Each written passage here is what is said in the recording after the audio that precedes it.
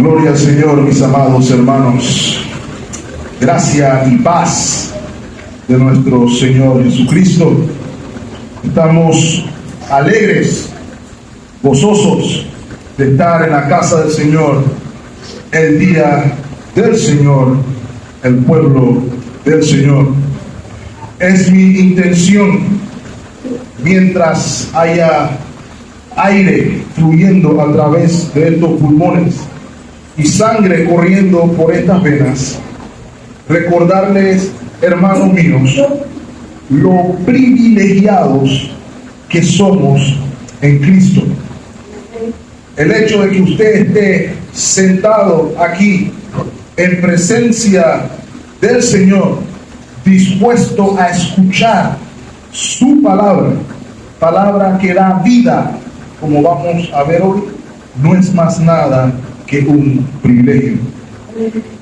Viviendo en una cultura y en una época donde se siente mal tener privilegios, quiero que el creyente comprenda que usted no debe estar avergonzado de su privilegio en Cristo.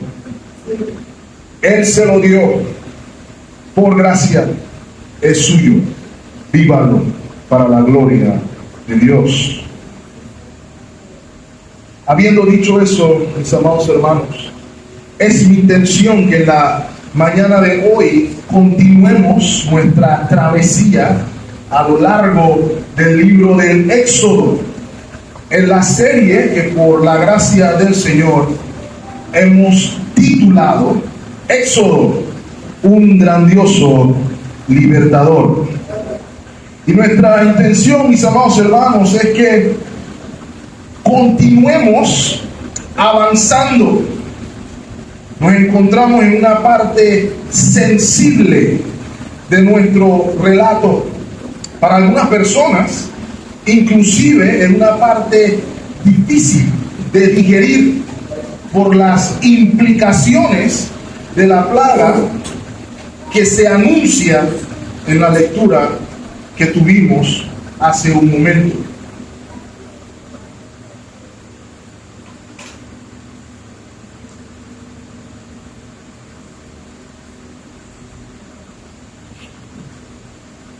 En el Éxodo, mis amados hermanos, nuestro Señor Jesucristo, nuestro Señor, nuestro Dios, se revela de una manera especial, se revela de una manera particular, y lo conocemos primordialmente como el poderoso Salvador de su pueblo.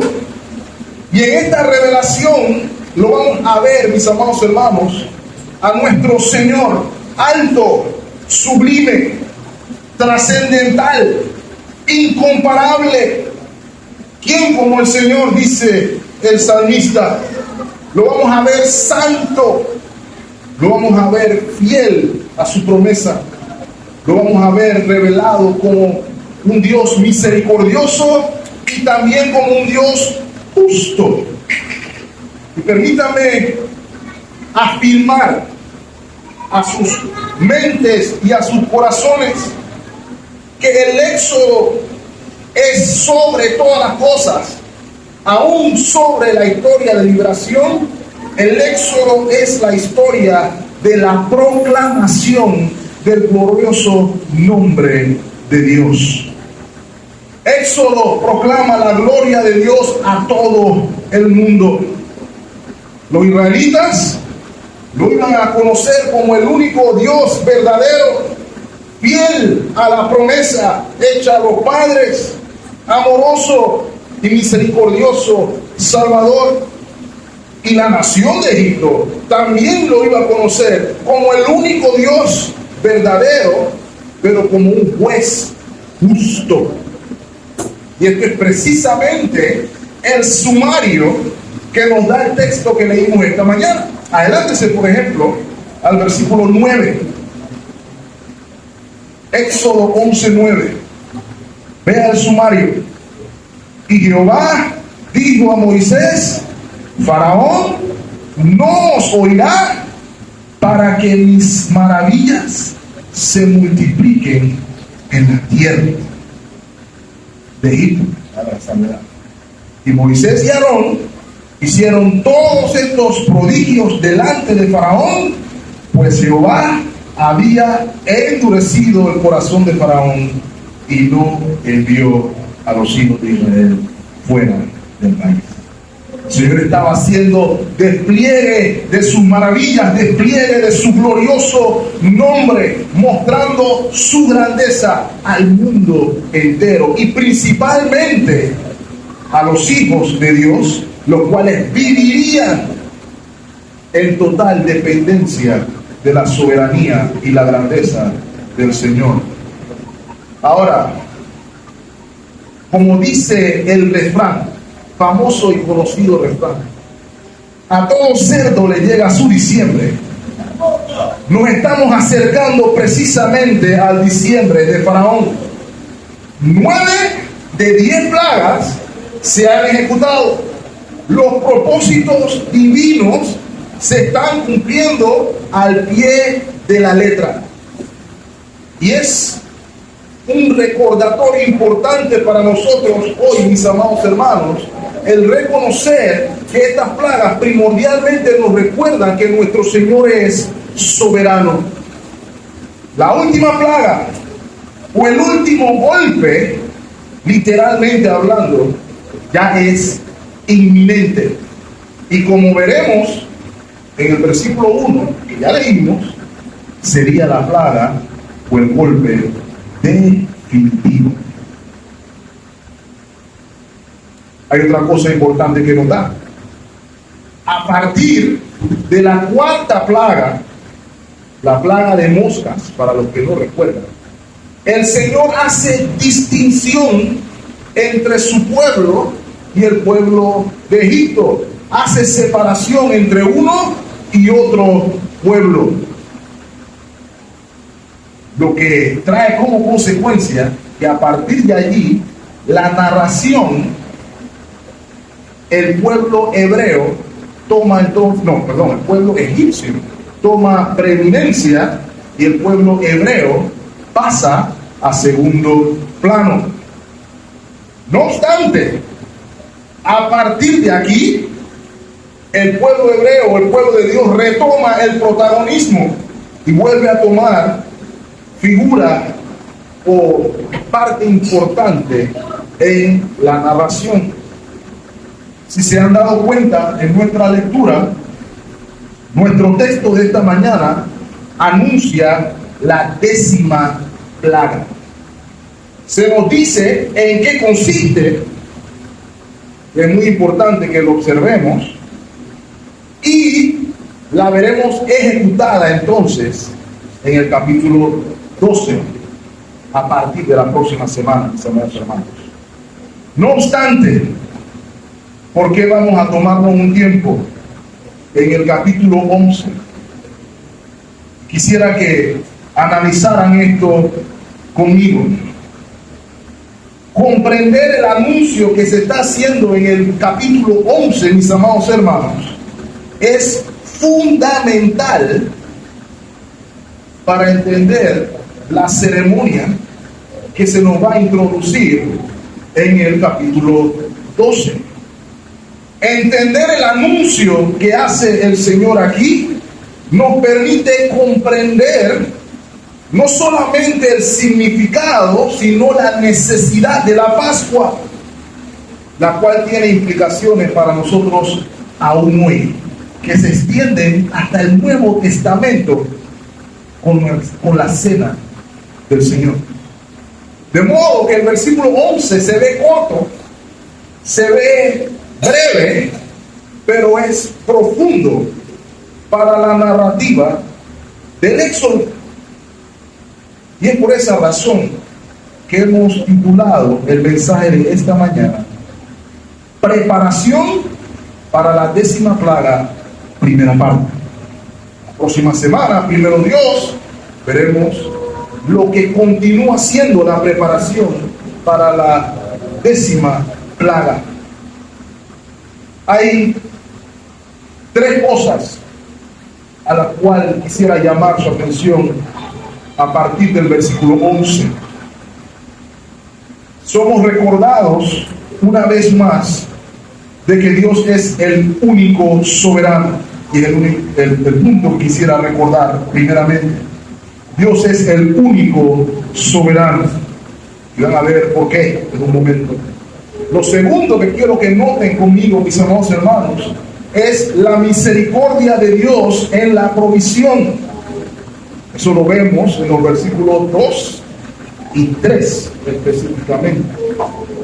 Y finalmente, el último golpe anunciado, ese es el tercer punto, el último golpe anunciado y las implicaciones de ese anuncio, no solamente para Egipto, sino para nosotros hoy.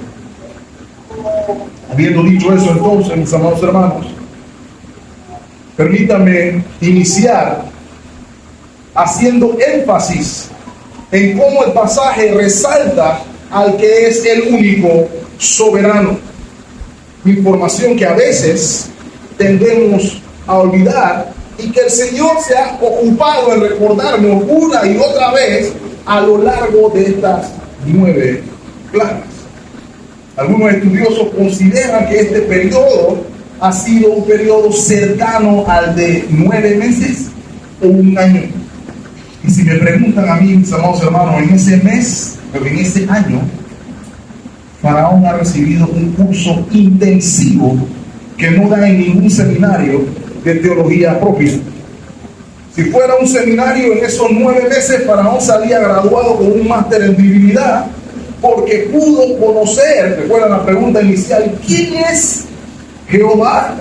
Bueno, en 9 meses ya Faraón puede decir quién es Jehová, que Él es Dios sobre todos los dioses de Egipto, que Él es el único soberano que gobierna toda la creación en el ámbito natural y también en el ámbito espiritual.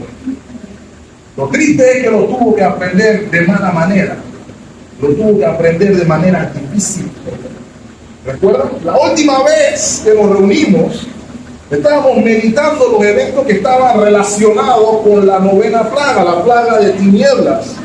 Y al final se da un breve intercambio, intenso intercambio, entre Moisés y Faraón. Quiero informarles desde ya, hermanos, que los eventos que ustedes leyeron hace un momento se da mientras Moisés y Aarón aún están en los predios de la corte de Faraón. Cuando los dejamos la última vez, Faraón todavía tenía algunos delirios de grandeza, ¿recuerdan? Aún se sentía poderoso y se sentía capaz de decidir quién vive y quién muere. ¿Recuerdan el versículo 28? Regrese conmigo a Éxodo 10:28. Y le dijo Faraón: retírate de mí, retírate de mi presencia y cuídate de que no veas mi rostro más nunca, porque en cualquier día que tú veas mi rostro, vas a morir. ¿Ves? Así se sentía Faraón después de 3 días de tiniebla absoluta, tinieblas que se podían tocar. ¿Ok? Note, el Señor se acababa de mostrar supremo, Señor supremo, del día y de la noche. Había dejado en vergüenza al dios Amón-Ra, el dios del sol, y a todos los dioses de la mañana, del mediodía y de la noche. Y el falso dios Ra quedó exhibido. Faraón tuvo que comprender en ese momento que el sol le pertenecía a su creador, que en el día de la creación dijo: sea la lumbrera de día y sea la lumbrera de noche. A ese Señor le pertenece el sol. Y desde luego, obviamente, también quedaron exhibidas sus reclamaciones, la de Faraón, de ser el hijo del sol, el hijo de Ra. Con todo y esto, ya haciendo énfasis aquí, hermano, Faraón aún se sentía soberano, aún se sentía capaz de decidir sobre la vida y sobre la muerte.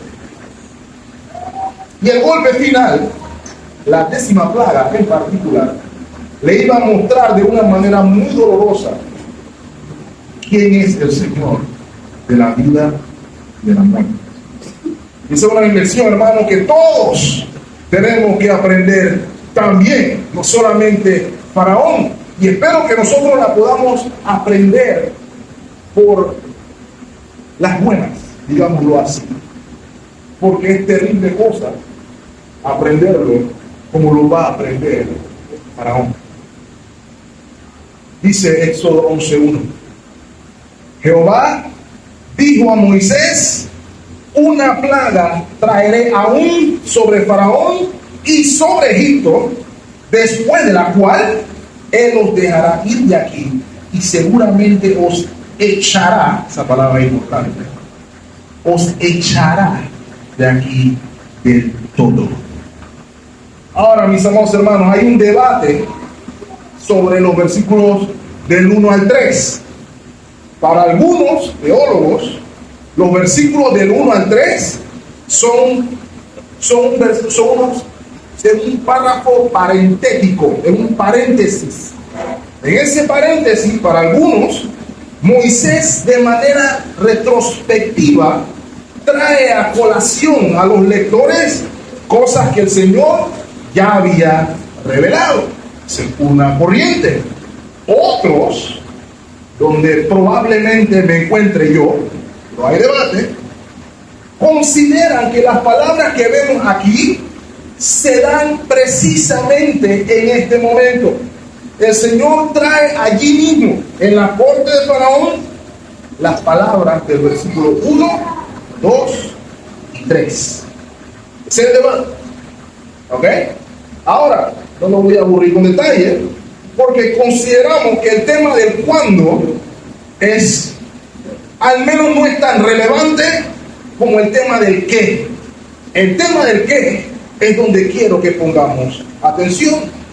Dios le está revelando a Moisés que este sería literalmente el golpe final. Una vez más, Dios iba a obrar de tal manera que produciría el resultado que Dios ya había dispuesto. ¿Okay? De nuevo, el primer versículo nos recuerda la soberanía. Noten los verbos. Yo traeré una última plaga. ¿Quién la va a traer? Él. Y cuando yo traiga la última plaga, algo va a suceder. ¿Qué? Faraón se va a quedar. Eso es lo que el Señor está diciendo aquí. Quiero que sepan, mis amados hermanos, que esta plaga, la 10ª, la que se está anunciando aquí, esta fue siempre la meta. Esta no era una de 10, esta era la plaga. Vamos a ver a lo que me refiero, mis amados hermanos. Vamos a volver en nuestras Biblias al capítulo 4. ¿Se acuerdan? Estamos atrás en el capítulo 4. Quiero que lea conmigo el versículo 21.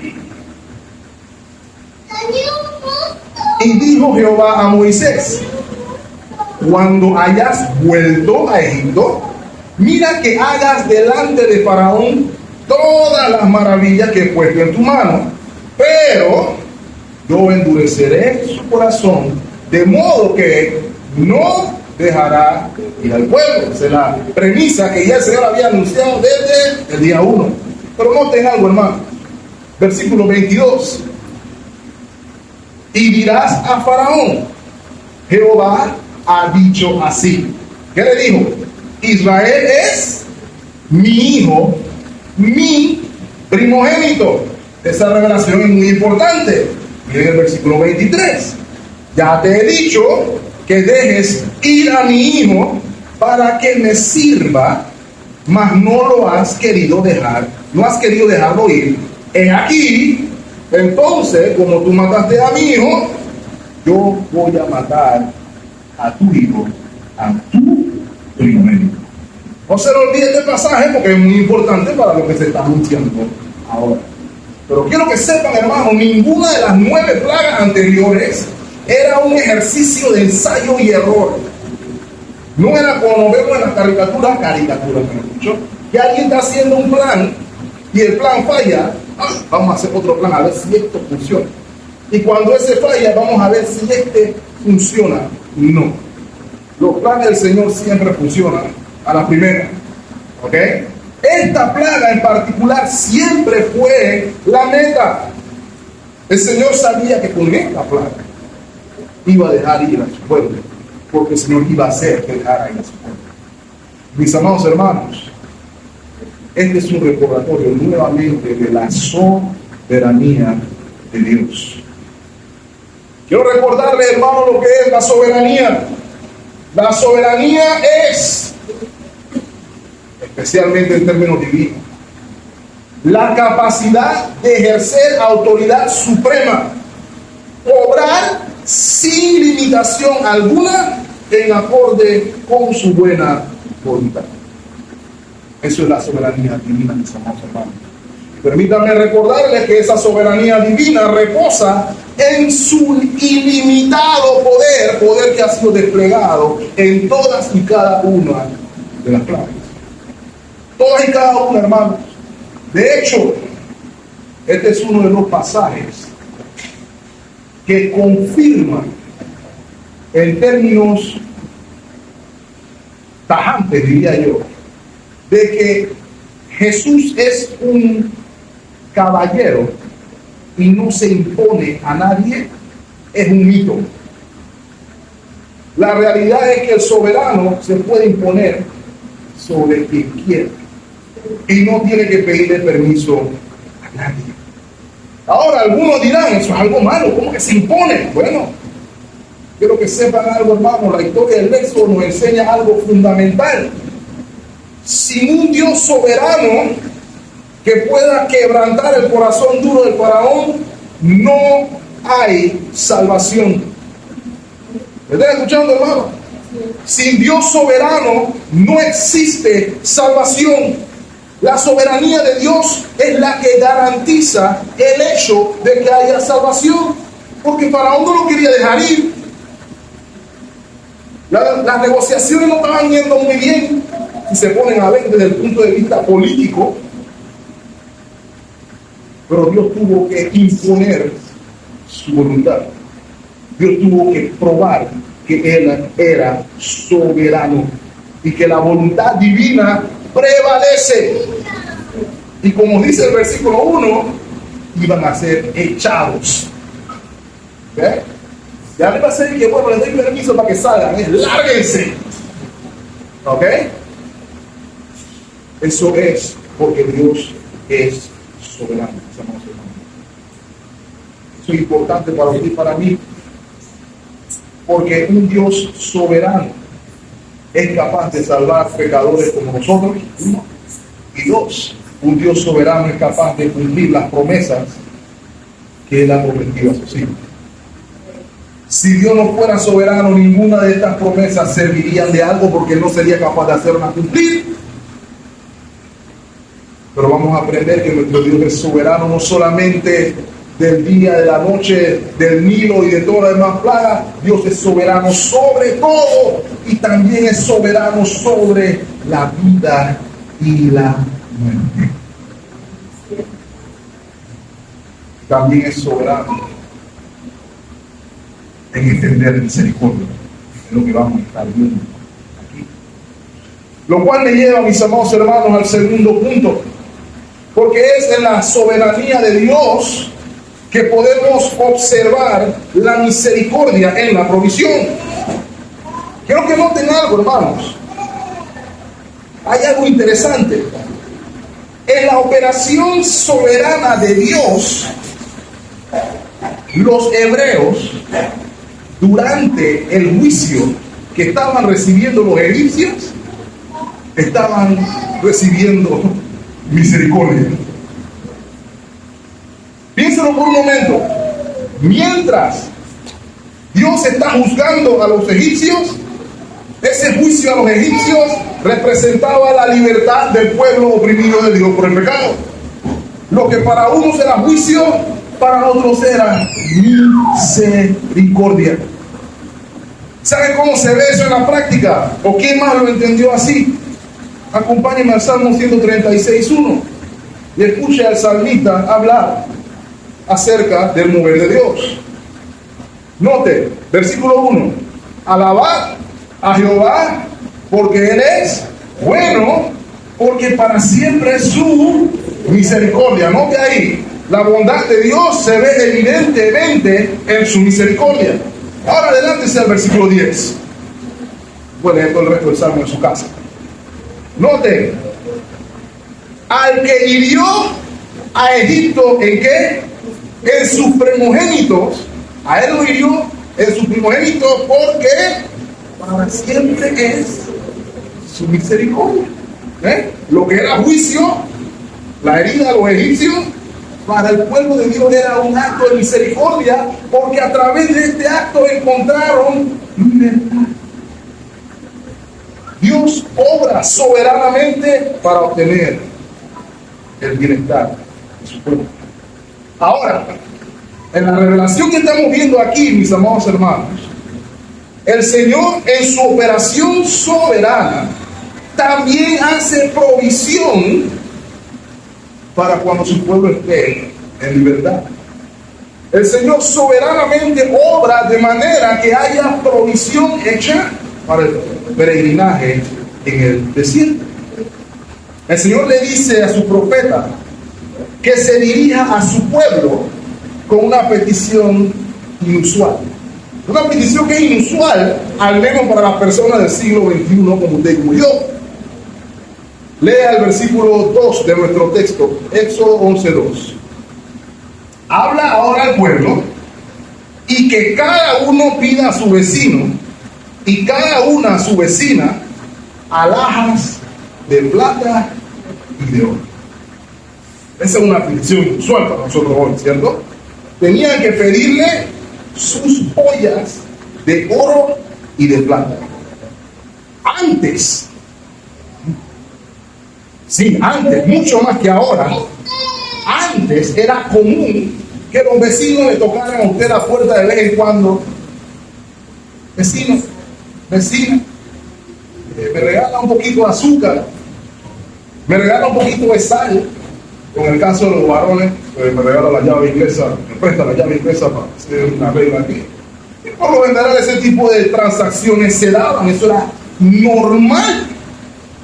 Pero imagínese por un momento al mismo vecino tocándole la puerta y diciéndole: oiga vecino, yo sé que usted tiene en la mano un anillo de matrimonio como de 18 quilates, uno de graduación como de 14, y también sé que su esposa tiene un collar de plata de 24 quilates. ¿Me lo regalaría, por favor? Estoy planeando hacer un viaje y quiero salir necesito efectivo para salir a hacer el viaje. Por favor, ¿cuál sería su respuesta?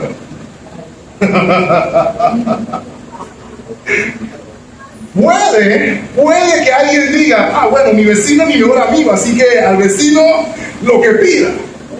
Sin embargo, ese no es el caso aquí. Aquellos que eran objeto del desprecio de los egipcios eran los que le estaban pidiendo.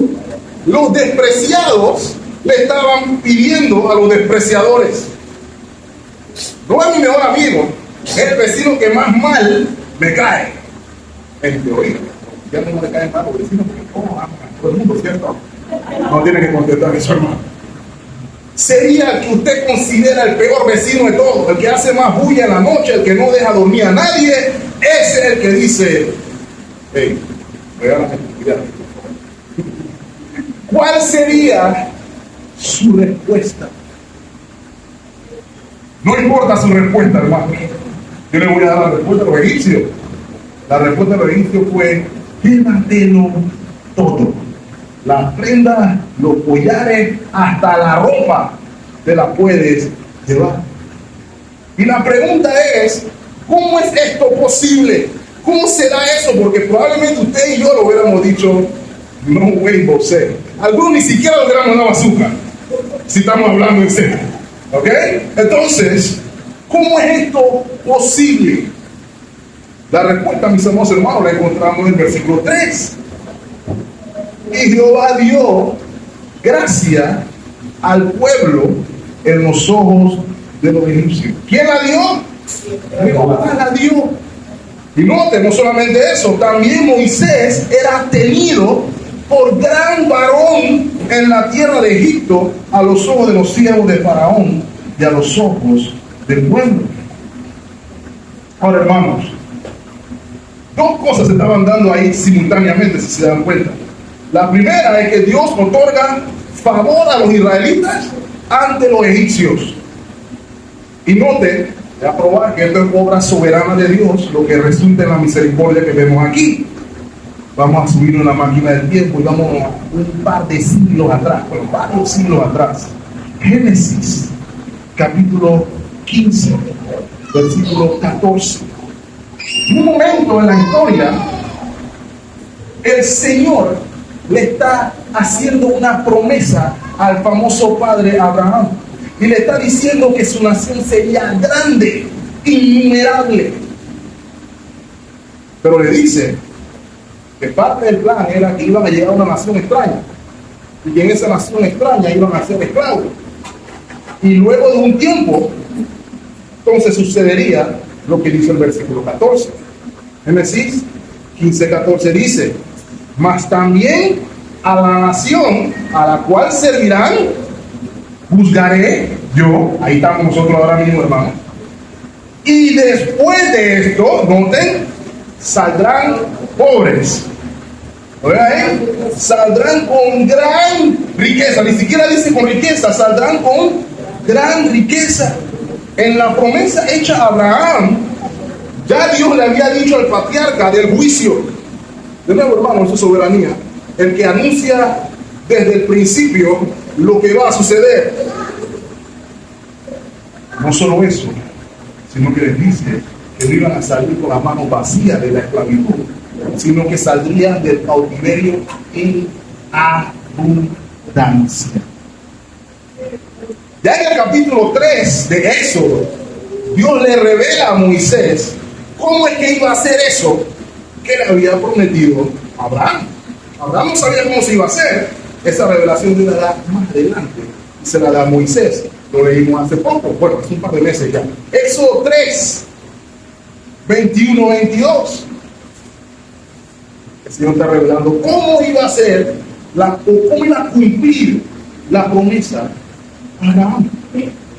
Y yo, no te lo verbo de nuevo, daré a este pueblo gracia en los ojos de quienes, para que cuando salgáis no vayáis con las manos vacías, sino que pedirá cada mujer a su vecina y a su huéspeda alhajas de plata, alhajas de oro y vestidos, los cuales pondréis sobre vuestras hijas y vuestras hijas, y despojaréis, o algunos traducen saquearán a Egipto. ¿Ok? Ya en el texto en el que estamos, hermanos, se nos está diciendo que el momento del cumplimiento de esa promesa había llegado. Y la gracia de la que hablamos aquí, por ejemplo, es la misma gracia que tuvo, por ejemplo, el carcelero que estaba a cargo de José después del pequeño escándalo con la esposa de Potifar. ¿Recuerdan? La Escritura enseña que el carcelero, que José halló gracia ante los ojos del carcelero. Esa gracia solamente la concede Dios.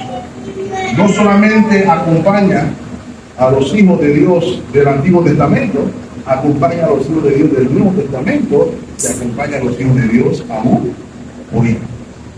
Por segundo, note también, Moisés era tenido como un gran varón. ¿Por quiénes? Por los siervos del faraón y por todo el pueblo. Ahora, usted podría pensar, bueno, él se crió en Egipto, él se crió en la corte egipcia, él era el príncipe de Egipto, tuvo la mejor educación posible de la época. Pero si recuerdan bien, hermanos, en ese periodo, Moisés no era muy popular, que digamos. Recuerden que inclusive tuvo que salir como prófugo como el más buscado en la lista del faraón, porque estaban buscando su cabeza. Consideramos, hermanos, que aun cuando Moisés era un varón poderoso en la palabra, como dice Hebreos, esta circunstancia que vemos en Éxodo 11 se refiere más al hecho de que los egipcios estaban viendo otra cosa en él. En el caso de Moisés en particular, ya estaban viendo que este señor, Dios lo oye, y que lo que él dice, Dios lo hace. Así que ese señor hay que tratarlo con respeto. Si se ponen a ver, hermanos, el sentimiento de los egipcios había comenzado a cambiar hacia los hebreos, porque estaban viendo el favor de Dios sobre su vida. Sus dioses habían quedado retratados frente al único Dios verdadero. De hecho, hermanos, tal fue la impresión que tenemos registro, lo vamos a ver cuando lleguemos al capítulo 12, que cuando se da el éxodo, no solamente salen hebreos. Ahí hay un par de egipcios que dicen: estos dioses nuestros no servían nada, el que sirve es este Dios, así que yo me voy con esta gente. Porque vieron la gracia de Dios en la vida del pueblo de Dios. Ahora, eso era un grupo nada más. Había otro grupo. Otros no querían volverse al Dios verdadero. Ellos solamente querían salir del juicio divino y estaban dispuestos a pagar lo que tuvieran que pagar. La ropa y el oro les salía barato. Lárguense. ¿Okay? No porque Dios no fuera el Dios verdadero, sino que ellos querían seguir en lo que ellos creían. Quiero resaltar también: a nadie se le robó. ¿Okay? Los israelitas no entraron a la casa de nadie a sacar nada. A nadie se le pidió prestado, porque hay otras traducciones que traducen como pidieron prestado. Los israelitas nunca devolvieron nada, hermano. Cuando los israelitas salieron, fue para no volver para atrás.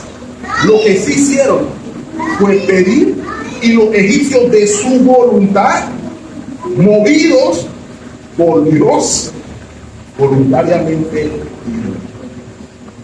Saco la lección ahí para nosotros, mis hermanos y hermanos, en mi oración. Tenemos que hacernos la pregunta: ¿se ve la gracia de Dios en nuestra vida? Cuando las personas nos ven en la calle, dicen: ah, ahí va el varón. Pero lo dicen como si fuera un cliché, o lo dicen porque han visto en usted Dios obrar poderosamente. Esa es la pregunta que tenemos que hacernos, hermano. Porque Dios hizo que se viera su gracia y los egipcios la reconocieron. Yo ruego al Señor, mis amados hermanos, en mi oración, que el Señor nos conceda ser utilizados por Él de tal manera, mis amados hermanos, que las personas puedan ver en cada uno de nosotros la gracia de Dios. Que no sea solamente el cliché de varón, varona, sino que sea una realidad. Esa persona teme a Dios y su vida ha sido transformada por la gracia de Dios. Es lo que vemos aquí, porque Dios hizo la provisión. Proverbios 16, versículo 7 dice: cuando los caminos del hombre son agradables a Jehová, aún a sus enemigos hace estar en paz. Este es un ejemplo de eso. Y mis amados hermanos, fue de esta misericordiosa manera que el Señor aseguró provisión para su pueblo, y no iban a salir empobrecidos aun cuando estuvieron 400 años en el más ruinoso cautiverio. Note, hermano, que de los recursos aquí entregados se construye el tabernáculo. Dios provee para que lo podamos adorar. Ahora, toda moneda tiene dos caras, ¿cierto? Con esos recursos hicieron el tabernáculo, pero por los mismos recursos hicieron el becerro de oro. ¿Ok? Entonces, los medios que el Señor nos concede por gracia, hermanos, Pidamos al Señor la gracia de utilizarlo para su gloria y no para la nuestra. Quiero recordarles también en esta pequeña porción, hermano, 3 versículos. De igual manera, el Señor a usted y a mí no solamente nos otorga la salvación, que para algunos sería suficiente, ¿sabe? No solamente nos otorga o nos provee salvación, sino que el Señor también hace provisión para nuestro peregrinaje, no solamente en el ámbito físico, sino también en el ámbito espiritual. El Señor ha dicho: yo estoy con ustedes todos los días hasta el fin del mundo. El Señor provee, mis amados hermanos, todo lo que su pueblo necesita. Lo vamos a ver, es un pequeño fast forward. En 40 años de peregrinaje en el desierto, díganme qué le faltó al pueblo. Absolutamente nada. Segunda de Pedro, capítulo 1, versículo 3. Como todas las cosas que pertenecen, ¿a qué cosa? A la vida y a la piedad, ¿no han sido negadas? Voy a repetir eso de nuevo, hermano. El apóstol Pedro le está recordando a la iglesia que no algunas cosas, sino todas las cosas que pertenecen tanto a la vida como a la piedad nos han sido dadas por su divino, igual soberano poder, mediante el conocimiento de aquel que nos llamó por su gloria y por su excelencia.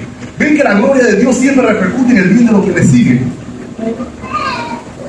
La gloria de Dios es el mayor bien. Y Él ha hecho provisión para usted y para mí, hermano. A mí no me importa cuál sea su circunstancia hoy. No me interesa cuál sea su lucha hoy. Dios dijo: yo hice provisión para ti. Usted y yo estamos completos en Cristo, y si tenemos a Cristo, hermano, lo tenemos. No es un cliché, es una realidad. Ese fue el anuncio que el Señor puso en el corazón de Moisés. Ahora, eso me lleva al tercer punto, mis amados hermanos. El último golpe anunciado. Es muy probable que esta revelación que el Señor hizo a Moisés afirmara aún más su corazón mientras hacía el anuncio. Moisés probablemente comprendía ya a estas alturas que las amenazas del faraón eran evidencia de su necedad, más que de cualquier otra cosa. Alguien que lea conmigo Proverbios 10:8, porque es una lección importante para nosotros. Proverbios 10:8 dice: el sabio corazón, ¿qué hace? Recibe mandamiento, mas el necio de labios caerá. Ese es un croquis de faraón. Después poner la foto de faraón en ese versículo. ¿Okay? Hablando, necedad en lugar de callarse y recibir los mandamientos de Dios. Mi amado hermano, seguimos hablando y diciendo cosas y hablando de Dios como que si usted fuera el papá de él y usted fuera el que le dio principio y el que le puede decir a él qué se hace y qué no se hace. O nos callamos y nos sujetamos al que todo lo sabe, al que es el alfa, el omega, el principio y el final, el más sabio, el que todo lo conoce, o seguiremos hablando necedad. No seamos como faraón, rogamos por la gracia de Dios. Pero quiero que sepan, Moisés va a hablar de parte del Señor. Inmediatamente nos vamos a dar cuenta que esta plaga es diferente a todas las demás. Inmediatamente cuando hacemos la lectura. Antes, desde la plaga 1 hasta la plaga 9, Moisés había sido el intermediario, ¿cierto? Moisés ve en la mañana, ve después a la corte y luego levanta la mano. Moisés tenía que hacer, él era el intermediario por el cual se hacían los juicios. Moisés levanta la mano, Moisés levantaba la mano. Moisés, dile. Otra cosa interesante. Todas las plagas, desde la 1 a la 9, tenían alguna implicación con el orden natural. El río Nilo, la posta, la úlcera, el ganado, el granizo, la tiniebla, todas tenían una implicación de orden natural. Implicaban de alguna manera u otra algún elemento de la creación. Pero lea conmigo el versículo 4. Dijo pues Moisés: Jehová ha dicho así: a medianoche, ¿quién saldrá? ¿Lo ve ahí? Yo saldré por en medio de Egipto. Eso cambia todo el paradigma que habíamos visto hasta ahora, ¿cierto? En el último golpe, mis amados hermanos, la intervención del Señor iba a ser directa. A la medianoche, el Señor iba a salir en medio de la nación entera. Y el anuncio del profeta, mis amados hermanos, también nos va a revelar el carácter del último juicio. Y cuando el profeta nos revela el carácter del último juicio, ya nos vamos dando cuenta que la salida del Señor en medio del pueblo no era turística. Si uno estaba paseando a ver, esta zona de Pine, qué bonita, mira ya el dibujo que hicieron, qué bonito. Eso no era lo que estaba saliendo a hacer el Señor. El carácter del juicio lo vemos en el versículo 5. Y morirá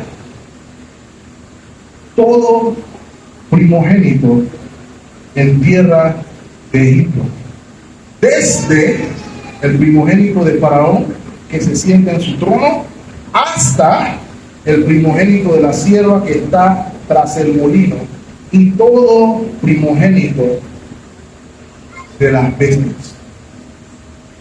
El distintivo de la plaga, la décima, la definitiva, la plaga de las plagas, sería la muerte. La muerte no iba a ser por causas naturales, no era que le iba a dar óbigo, le iba a dar algo así. La muerte fue anunciada por el profeta, iba a ser de carácter sobrenatural y iba a evidenciar que Dios es soberano sobre su creación toda. Lo primero que nos dice esa plaga. Lo otro que nos dice también, mis amados hermanos, es que el Señor sigue juzgando a los falsos dioses. Falsos dioses en los que los egipcios ponían su confianza. Hermanos, quiero recordarles algo que este pasaje nos va a recordar. Fuimos creados para la gloria de Dios.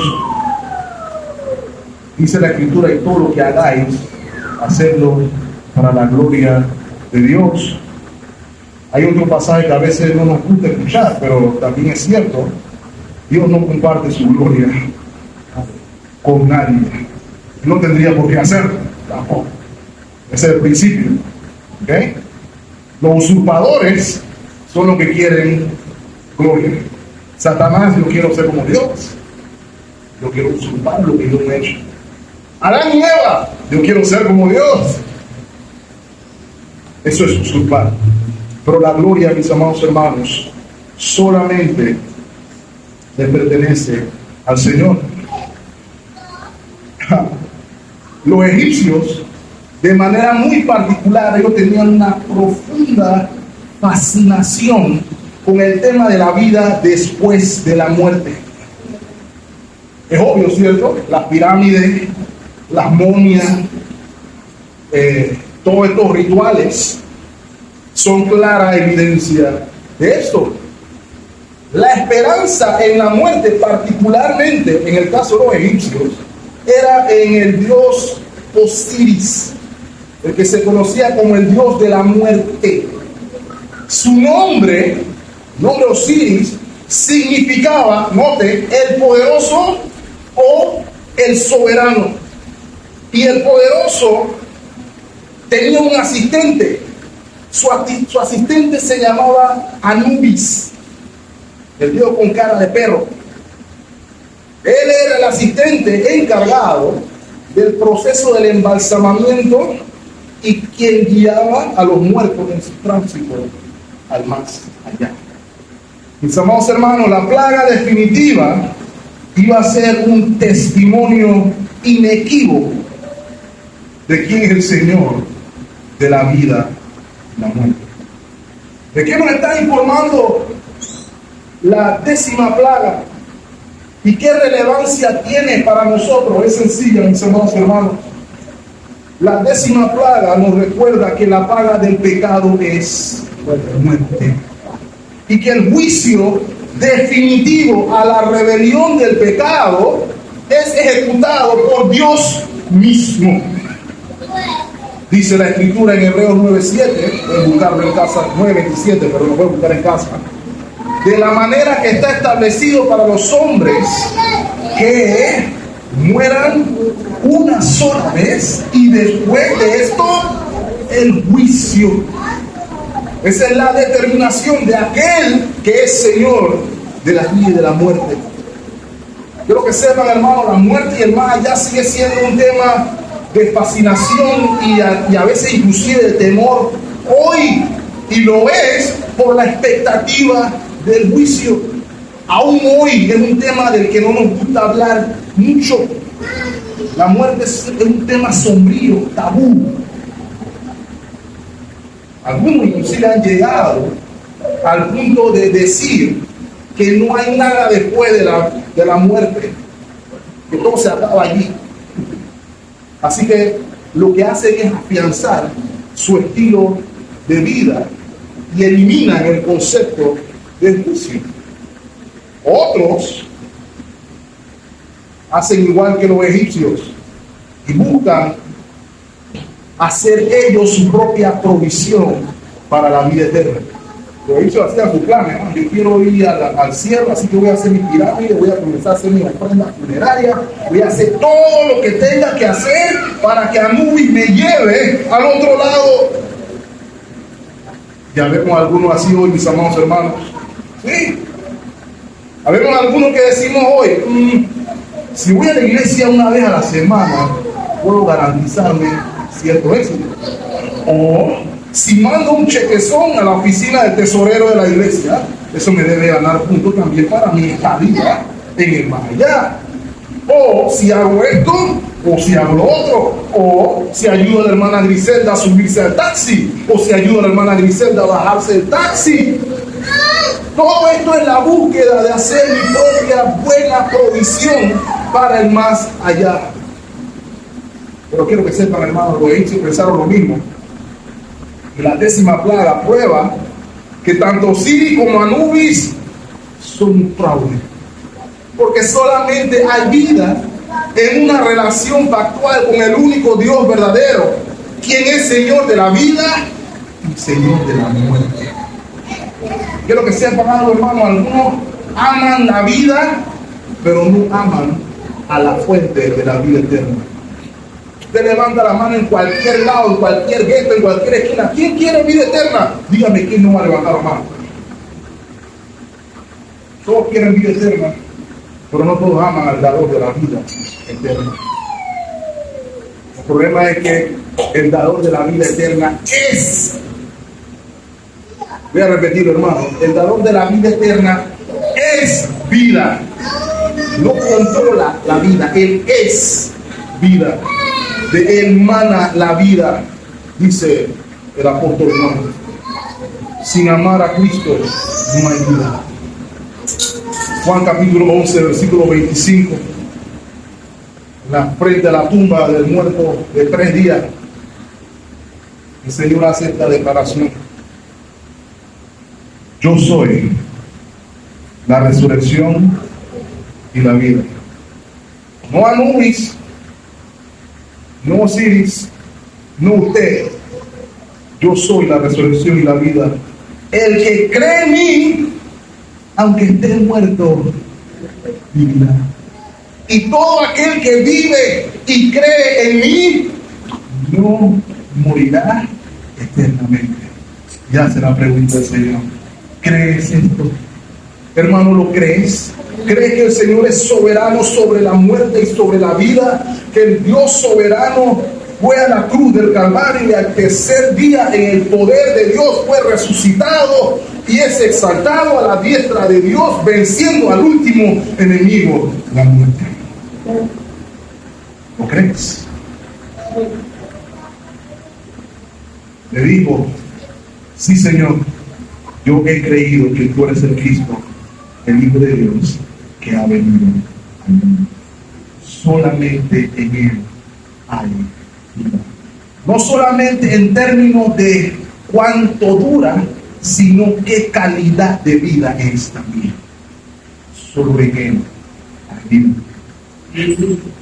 Mis amados hermanos, mientras me acerco al final, a lo largo de las 9 plagas, he estado exhortando a la iglesia a tener cuidado de ver las plagas como meros eventos naturales, buscando algún tipo de argumentación natural a lo que se está viendo, una argumentación científica. Y cuando hacemos eso nos perdemos el propósito, que es el ver las maravillas de Dios, ver el despliegue de su poder, ver el despliegue de su soberanía. Y le hago la pregunta a mi amado hermano, ¿cuál podría ser la explicación natural de la muerte de solamente los primogénitos en todo Egipto? No hay ninguna explicación natural para eso. Lo cual me lleva al objeto del juicio. Qué importante que lo notemos, hermanos. El anuncio del 10º golpe se escuchaba terrible. No solo porque sería ejecutado por Dios, sino por quienes iban a ser objeto del juicio. Los primogénitos. Eso explica la reacción egipcia en el versículo 6 de nuestro texto. Y habrá gran clamor por toda la tierra de Egipto, cual nunca hubo ni jamás hará. Es un llanto inconsolable que está escribiendo aquí, hermano. No un llanto de arrepentimiento, porque eso no es lo que se está dando aquí, pero es un llanto inconsolable ante lo terrible del juicio que se está enfrentando. Entonces, no solamente es importante notar el objeto del juicio, sino también el alcance del mismo. Se nos ha dicho también en el versículo 5 y 6 que es toda la nación de Egipto. Todo el país de Egipto, esa parte es importante subrayarla. Y no solamente iba a ser el primogénito del faraón, sino el primogénito de todos los egipcios. Desde el más pobre era la muchacha que estaba detrás del molino, hasta el más rico, que era el faraón. No solamente eso, hermanos, sino que iba a alcanzar hasta los peces. ¿Sabe qué nos habla eso a nosotros, mis amados hermanos? Eso nos habla a nosotros hoy, de que el juicio divino, ejecutado por Dios, tiene un alcance universal. Y Dios no hace acepción de personas en el juicio. Tanto pobres como ricos son igualmente juzgados. Todo aquel que no ha encontrado salvación en Cristo está expuesto al juicio de Dios. Y también se nos recuerda igualmente que hasta la creación gime a causa del pecado. Y este pasaje trae problemas para muchos. Cuando usted ve una película de acción, por lo general hay un villano, y el villano se la pasa en la película haciendo maldad. Y cuando usted ve la película y el buen villano muere, usted dice, ajá, lo tenía merecido, se la ganó, lo veía venir. Cuando vemos que se da justicia poética, como mencionamos la semana pasada, la gente dice agor, así como dice en Colón, ¿no? Agor, bien hecho, me alegro que haya sucedido así. Si el que hubiera amanecido sin vida por la intervención divina hubiera sido el faraón, nadie se hubiera puesto bravo, todo el mundo hubiera aplaudido, todo el mundo hubiera dicho la Biblia de paz. El problema es que eso no es lo que pasa. El problema es que para algunos el Señor la coge con niños inocentes, con animalitos de la pradera inocentes, la coge con mujeres pobres y los hijos de mujeres pobres. Y comienza a salir la pregunta, ¿cómo es posible ¿Cómo es posible que un Dios santo haga semejante cosa? ¿Cómo es posible que un Dios santo lleve bebés? La Biblia da la respuesta, hermano. Quiero que me tengan paciencia en mi cielo, porque esta es la parte más importante, mis amados hermanos, que está prefigurando en el mensaje. Lo primero que hay que recordar es que estamos partiendo de una premisa errada.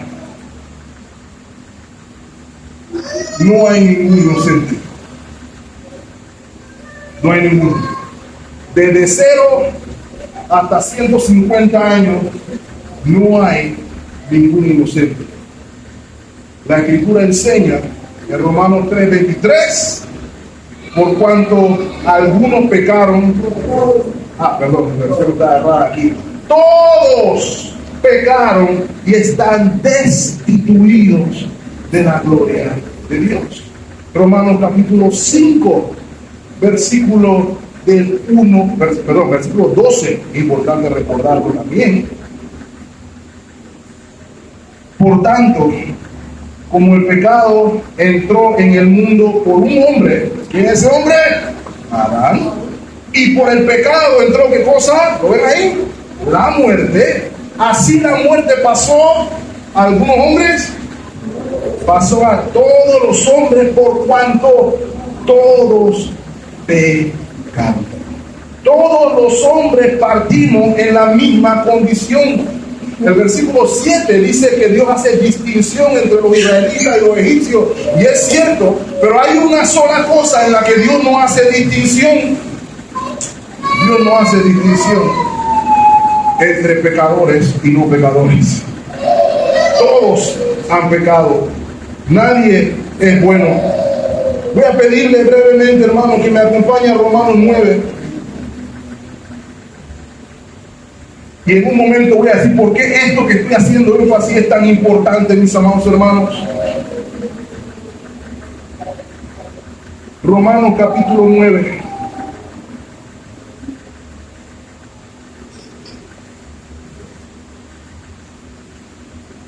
Noten lo que dice el versículo 14. ¿Qué pues diremos? ¿Que hay injusticia en Dios? Esta es la pregunta que utilizan mucho cuando ven este pasaje. ¿Está siendo Dios injusto al mandar a matar a ese poco de primogénitos inocentes que no han hecho nada? El apóstol responde: en ninguna manera. Note que la respuesta o la elaboración la da en el versículo 15, utilizando la misma referencia del Éxodo. Pues, ¿a quién le dice? Moisés, y no de la palabra. Moisés dice: tendré misericordia del que yo tenga misericordia, y me compadeceré del que yo me compadezca. ¿Sabe quién puede hacer eso? El soberano. Él es soberano no solamente en la vida y la muerte, sino que es soberano también en la salvación y en la misericordia. Así que no depende del que quiere ni del que corre, sino sino de Dios, que tiene misericordia. Por eso dice la Escritura de Faraón: para esto mismo te he levantado, para mostrar en ti mi poder y para que mi nombre sea anunciado ¿lo ven ahí? Por toda la tierra. De manera que de quien quiere tener misericordia, tiene misericordia, y al que quiere endurecer, endurece. Y alguien podrá decir, palabra tremenda por esta, hermano, pero me dirás, ¿por qué pues entonces inculpa, o por qué Dios castiga? Porque ¿quién se puede resistir a su voluntad entonces? Y contesta el apóstol Pablo, versículo 20: mas antes, oh hombre, ¿quién eres tú para que alterques con Dios? Dirá el vaso del barro al que lo formó: ¿por qué me has hecho así? ¿O no tiene potestad quién? El alfarero sobre el barro, para hacer de la misma masa un vaso para honra y otro para deshonra? Y que si Dios, queriendo mostrar su ira y hacer notorio su poder, soportó con mucha paciencia los vasos de ira preparados para destrucción, y para hacer notoria la riqueza de su gloria la mostró para con los vasos de misericordia que Él preparó de antemano para la gloria. ¿Cuál es la palabra clave ahí, mis amados hermanos? De una misma masa. No hay dos masas, que es el problema, que la gente se confunde. La gente piensa que hay una masa, que aquí están los buenos en esta masa y aquí están los malos en esta masa.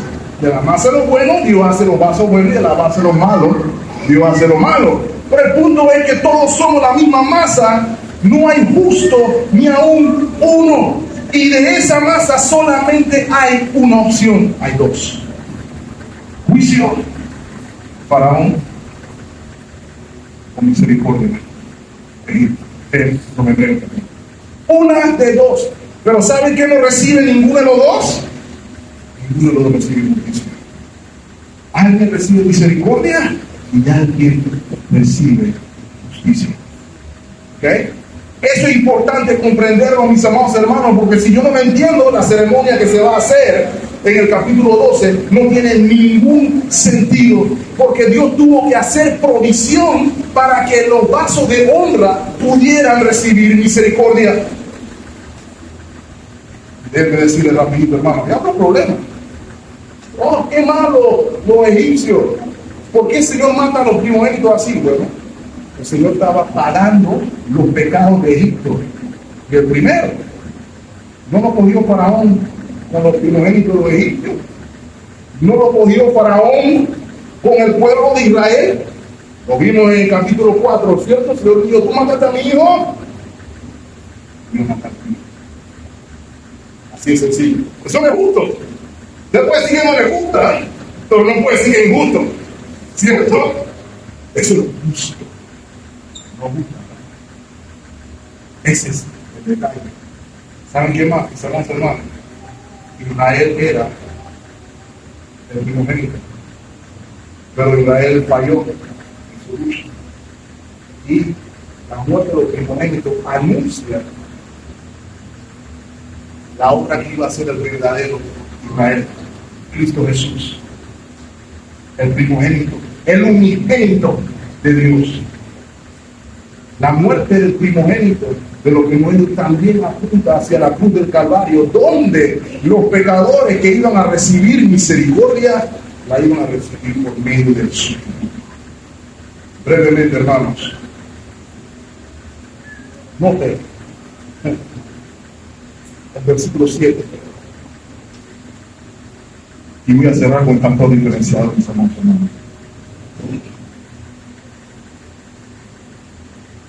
Usted dirá: los hebreos estaban libres de pecado. Los hebreos no estaban libres de pecado, hermano. ¿Dónde? El ángel o el Señor iba a pasar por toda la tierra de Egipto. Toda es toda. Ahí no se dice: no voy a pasar por José. Voy a pasar por toda la tierra de Egipto. Pero ¿saben qué es lo que promete el Señor? Que Él iba a hacer diferencia entre los egipcios y los israelitas. Esto que tú vas a ver aquí es para que sepas que yo hago diferencia. ¿En qué radica la diferencia? ¿En que los egipcios o los hebreos eran más guapos? ¿En que los hebreos eran más inteligentes? En la misericordia que no está orando, en la gracia de Dios. Dios no escogió a los hebreos porque eran los mejores. Dice el Señor: el más pequeño de los pueblos eran ustedes. ¿Pero saben por qué? Lo escogió porque Él no fue cumplimiento ni es suficiente. Pero ¿saben qué, hermano? Para que ellos recibieran la misericordia, algo tendría que pasar. Y eso es lo que vamos a ver en el capítulo 12. Tenía que haber un sustituto, un cordero sin mancha, que fuera sustituto, que llevara sobre sí propiciación, o que hiciera propiciación de la ira de Dios, de modo entonces que por sangre derramada el juicio de Dios no pasara sobre la casa. Ese es el factor diferenciador. Mis amados hermanos, lo único que nos separa a usted de su vecino que no cree es Cristo. Lo único que nos separa a usted del político del que despoticamos en la televisión es la sangre del Cordero. La única diferencia entre la vida y la muerte es Cristo Jesús. Ese es el pastor diferenciador. Por esa razón Moisés se fue bravo, porque Faraón seguía endurecido en su pecado. No reconocía la única esperanza, no solamente para él, sino para su nación entera. Hermano, no quiero pasar esto por alto, noten algo, ¿ah? ¿Quién era el obstinado? ¿El pueblo? Faraón. ¿Saben qué enseña la Escritura, hermano? Ese concepto de cabeza federal abunda. Adán pecó y por el pecado de Adán pecan todos los hombres. En Cristo Jesús, todos los hombres son salvos por la representación.